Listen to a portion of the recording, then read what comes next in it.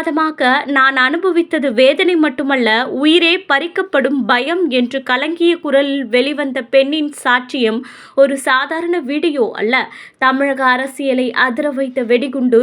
இந்த குற்றச்சாட்டு நேராகவே திமுக ஒன்றிய செயலாளர் பாஸ்கரனின் பெயருக்கு முன் சாட்டை போல விழுவதால் விவகாரம் பெரும் பரபரப்பை உருவாக்கியுள்ளது.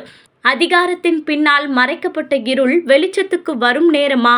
உண்மை எந்த திசையில் செல்லப் போகிறது என தமிழகமே மூச்சு பிடித்து கவனித்துக் கொண்டிருக்கிறது. தற்போது சமூக வலைதளங்களில் பெரும் அதிர்ச்சி மற்றும் கோபத்தை ஏற்படுத்தி வரும் ஒரு புகார்.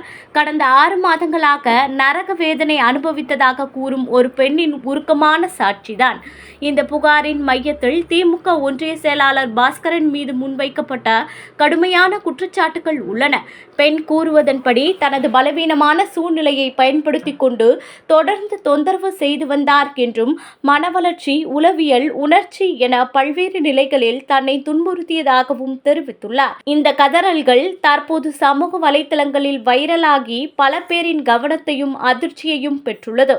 இதே நேரத்தில் இந்த குற்றச்சாட்டுகள் இன்னும் விசாரணையில் உள்ளன என்பதை நினைவில் கொள்ள வேண்டும். உண்மை என்ன, யார் குற்றவாளி, யார் பாதிக்கப்பட்டவர் என்பதை மட்டும் சட்டமே தீர்மானிக்கும்.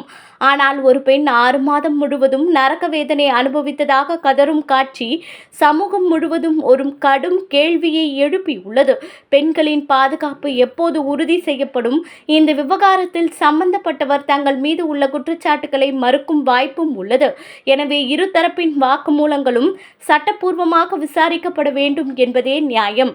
எதுவாயினும் இந்த வீடியோ வெளிவந்ததால் ஆட்சித்துறையின் ஒழுக்கமும் பொதுப்பணியில் இருப்பவர்களின் பொறுப்பும் மீண்டும் விவாதத்துக்கு வந்துள்ளது.